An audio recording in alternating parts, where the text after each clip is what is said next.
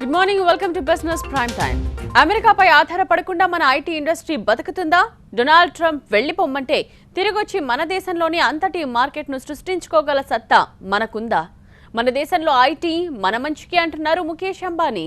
కానీ అంబానీ చెప్పేది సాధ్యం అవుతుందా? ఐటీ మాస్టర్ మైండ్స్ భారత్కున్నారు, కానీ సిలికాన్ వ్యాలీని సృష్టించే సీన్ మనకుందా? It's going to be only America first. America first.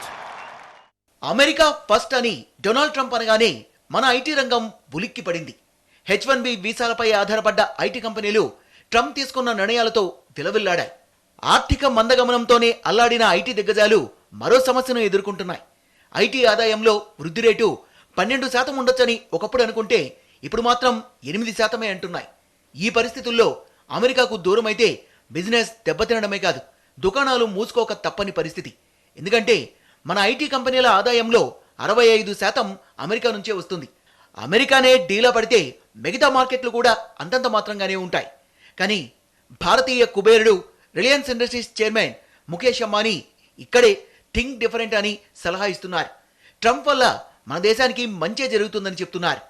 Actually, Trump might be a blessing in disguise. It will focus the Indian talent, it will focus the Indian IT industry to focus on solving problems in India. When we started Geo, right, and we set a target for ourselves in terms of saying that we will acquire 100 million customers in the shortest time. Right? Even we didn't imagine that we would do it in months. Mukesh Ambani చెప్పిన దాంట్లో వాస్తవం ఉందా? భారత్నే నమ్ముకున్న IT కంపెనీలకు ఇక్కడంత business లభిస్తుందా అన్నదే అసలు ప్రశ్న. అమెరికా నుంచి వచ్చే 65% ఆదాయాన్ని మన దేశంలో ఐటీ కంపెనీలు పొందుతాయా అన్నదే అందరికీ వచ్చే సందేహం. జీడిపి వృద్ధి రేటులో ప్రపంచంలో మనమే నెంబర్ 1 అని ఎంతగా చెప్పుకుంటున్నా ప్రభుత్వ ప్రైవేట్ రంగాల్లో ఇన్ఫర్మేషన్ టెక్నాలజీకి బిజినెస్ వచ్చే పరిస్థితి ఉందా అనేదే అసలు పాయింట్. ముఖేష్ అంబానీ చెప్పినట్లు భారత్లో డిజిటలైజేషన్ పెరిగినా అమెరికాను తలదన్నేలా మన యువతకు ఉద్యోగాలు వస్తాయా అన్నదే అసలు పాయింట్. ఎస్, భారత్ కంత సీన్ ఉందా? అమెరికాపై ఆధారపడకుండా మన ఐటీ ఇండస్ట్రీ బతుకుతుందా? ఇదే విషయం మీద మనం డిస్కస్ చేద్దాం. ప్రస్తుతం TV9 స్టూడియోలో ఉన్నారు, ఆస్ట్రేలియాలో ఓవర్సీస్ కన్సల్టెన్సీని నిర్వహిస్తున్నారు నిషిధర్ రెడ్డి. హలో అండి, good morning, welcome to the studio. So first of all, Mukesh Ambani చెప్పినట్టుగా ట్రంప్ మన నెత్తిన పాలు పోస్తున్నాడా? ఏమంటారు? What's your opinion about this? Definitely the Trump effect. Trump is a blessing in disguise for India. See, today we are talking about Make in India policy. That is only possible once we have talent here. All these years we have been losing talent to the United States. The top talent is always going to United States. So once we have talent here, they have no opportunity elsewhere. They will start working here. The US companies will be forced to look into India. ikkadne ekva investments, ikkadne ekva aadayalu pettadaniki US companies chustaru. So Make in India is possible with Trump. There's no need to fear that we will lose our jobs. 65% of IT revenue that is coming from United States manaku, that will at least it will cut by half, and we will take at least half of the share here. Okay. Apart from this, other countries good unnayandi. Australia, it is a blessing for Australia also, which is forefront in technology, which is China technology and engineering law. Australia is doing very well. So it will be a blessing in disguise for other countries such as Australia. మన IT కంపెనీలకు 65% ఆదాయం America నుంచే వస్తుంది. So అలా కాకుండా half of the percentage wise గా చూసుకుంటే భారత్కు వచ్చే అవకాశం ఉందంటారు. అంటే అంత స్థాయిలో రాకపోయినా సగం వస్తుందంటారు. అంత స్థాయిలో రాకపోయినా అట్లీస్ట్ 20% వరకు మన భారత్లో వస్తుందండి. Because our government is ready to give new setups, startup companies or new setups ko it is ready to give all sorts of boons to new companies that are setting up here, or even overseas companies ko we have enough policies in place which can cater them. So dan prakaranga, and again we will have the talent in India itself. Mana talent mana dagarne untundi. So once we have the talent, the government cooperates with us, definitely it's a blessing in disguise for us, and we will move forward. Actually అంటే government నుంచి youth కోసం ఎన్ని schemes వచ్చినా కూడా అంత success కానిది ఇప్పుడు ఇండైరెక్ట్గా ట్రంప్ ఇన్వాల్వ్మెంట్తో సక్సెస్ అవుతుంది అనుకోవచ్చా? ఎడ్యుకేషన్ సిస్టంలో ప్రైవేట్ ప్లేయర్స్ను కూడా అలవ్ చేస్తే డెఫినెట్లీ వస్తుందండి. See, once it's with the government, there might be some lapse in the system. government system because they have a lot to take care. But if you allow the private companies to get into the education and skill development sector, definitely we will build our talent and that will be a boon for us. మీరు అన్నట్టు ఇందాక అంటే ఒకవేళ America కాకుంటే మన వాళ్ళు ఇంకా ఏ దేశాలను చూసే అవకాశం ఉందంటారు? అమెరికా కాకుంటే see we are only ఇండియాలో we are only used to America for but there are many other countries అండి. ఒకటి Australia, another thing is New Zealand. Australia's IT sector is also very huge and very large. Australiaలో చాలా innovations ఉన్నాయి. They have a lot of engineering companies also in Australia. So మన దగ్గర ఇవాళ students that are going from India to USA, that will be declined because వాళ్ళకు if they go they spend 20-30 lakhs in the United States and then they don't have any return on investment. The return of investment ఎందుకు ఉంటుంది అంటే అక్కడ they will not be able to work there, they will not get H1B visas. So they will start looking at other countries such as Australia. And definitely Australia offers ఒక్కసారి if a student completes the course వాళ్ళకు 2 years work permit ఇస్తుంది. దాని తర్వాత there are many opportunities for them to get residence in Australia based on the skill category. So I think Australia is going to be booming in the next few days for us. Okay. ప్రస్తుతం డిస్కషన్లో join అయ్యారు Ramesh లోగనాథన్, triple IT professor, అలాగే Hyderabad software exports association మాజీ president. Hello అండి, welcome to the studio. And Sydney నుంచి join అవుతున్నారు TV9 business editor Sukumar. Hello అండి, good morning Sukumar గారు. సో రమేష్ గారు మీతో స్టార్ట్ చేస్తాను నేను. ఫస్ట్ ఆఫ్ ఆల్ అంటే ఈయన కూడా ఈ విషయం మీద అభిప్రాయం వ్యక్తం చేశారు.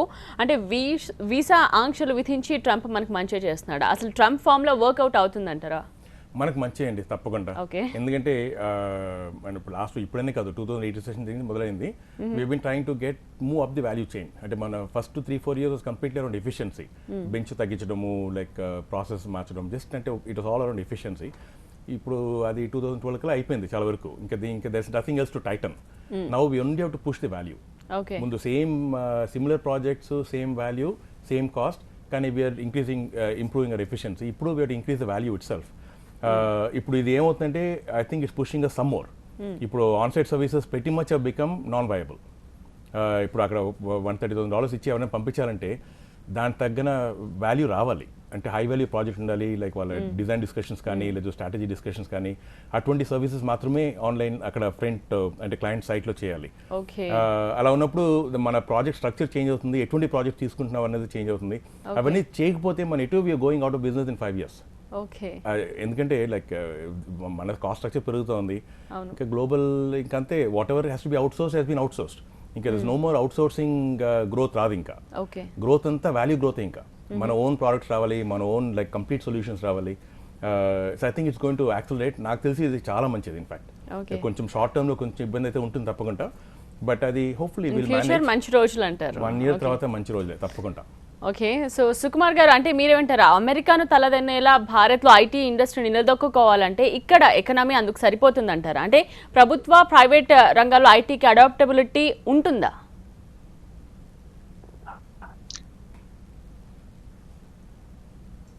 లెవెల్ రియాలిటీ తెలుసుకోవడానికి TV9 చేసిన ప్రయత్నంలో భాగంగా చాలా విషయాలు వెలుగులోకి వచ్చాయండి. ఇంతవరకు గత 20 ఏళ్ల నుంచి ఎవరైతే విదేశాలకు వెళ్ళి ఎలా అయినా మనం అక్కడ డబ్బులు సంపాదించి బ్రతికేస్తాం అనే నమ్మకంతో ఉన్నారో అది రాను రాను బాగా సన్నగిలుతుంది అనేది మాత్రం మనకి చాలా స్పష్టంగా అర్థం అవుతుంది. ట్రంప్ ఎఫెక్ట్ తర్వాత ఆల్టర్నేటివ్ గా వేరే దేశాలు ఎలా ఉంటాయి, ఎలాంటి వాటిల్లో మనం సర్వే అవ్వగలం అని ప్రతి ఒక్కరు ఆలోచిస్తున్నారు తప్ప అక్కడ పరిస్థితులు చాలా తారుమారవుతున్న సంగతి మాత్రం చాలా మంది మిస్ అవుతున్నారు. అంటిల్ అన్లెస్ స్కిల్స్ లేకుండా ఏదైనా విదేశాల్లోకి వెళ్ళి చదువుకోవడమో లేకపోతే చదువు అయిన తర్వాత ఉద్యోగం చేయాలని అనుకోవడం మాత్రం, స్కిల్స్ లేకుండా చేస్తే మాత్రం చాలా రిస్క్ తీసుకున్నట్టే. ఈ 2-3 days నుంచి చూసిన పరిస్థితులు చూస్తే కనుక ఆ రెస్టారెంట్స్ లో పనిచేస్తున్న వాళ్ళ దగ్గర నుంచి స్టూడెంట్సే ఎక్కువ.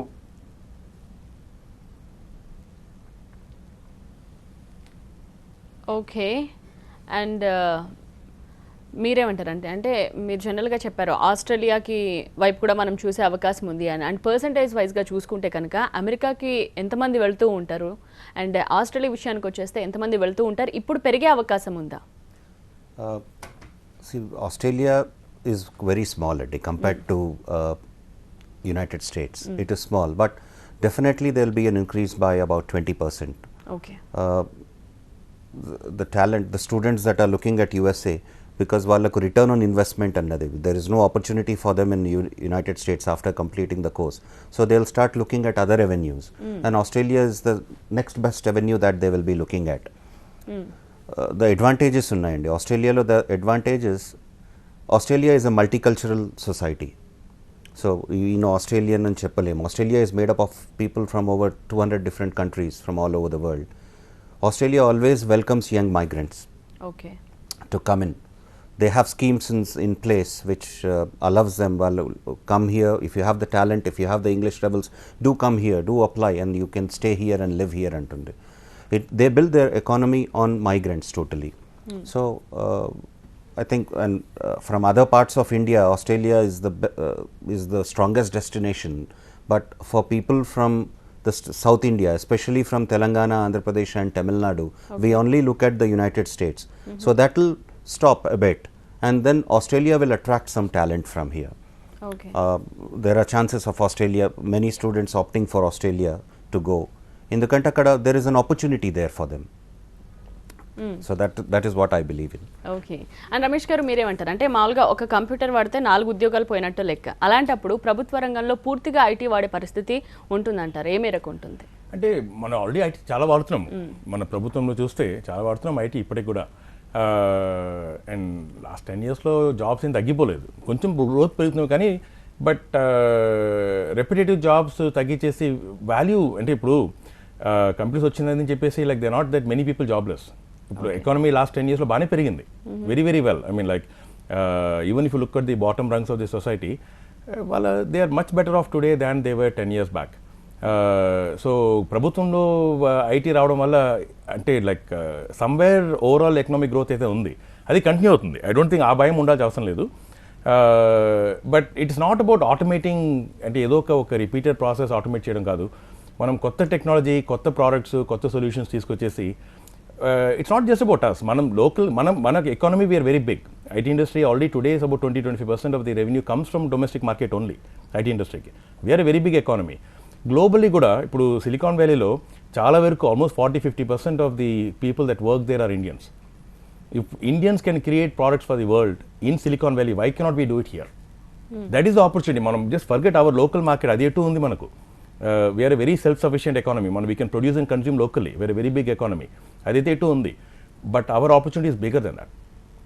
We can create products for the world, and that is what our technology for the world is. What we should be. Ippudu just in ISRO 104 satellites in one. It's not even a very large rocket. Yes. It's not in the largest. Mana rockets, it's not the largest. It's probably the third largest. In a third largest vehicle that we have launched 104 satellites. Our technology asalu space oka pakka aithe, imagine the very subtle technology. I'm an ISRO kid. I grew up in Sriharikota, so I appreciate it even more. It's amazing. Manaki atonti capability manaku undi. I think we have to create technology for the world. That is our opportunity, not services. Ippudu we are doing technology services for the world. Now we have to create our own technology for the world. Oh, okay. All right. So Sukumar గారి అభిప్రాయం కూడా తెలుసుకుందాం ఇక్కడ. So అద్భుతాలు ఇంకా సృష్టించవచ్చు మనం అని చెప్తున్నారు. సో డాలర్ కళలు కంటూ వస్తున్న మన యువ ఇంజనీర్లకి ఏం చెప్తారు? అంటే ఇంకా అద్భుతాలు సృష్టించే దిశగా వాళ్ళు ముందడుగు వేస్తారంటారా, లేకపోతే వేరే ఉద్యోగాలు చూసుకునే అవకాశం ఉందంటారా? సుకుమార్ గారు ఏమంటారు?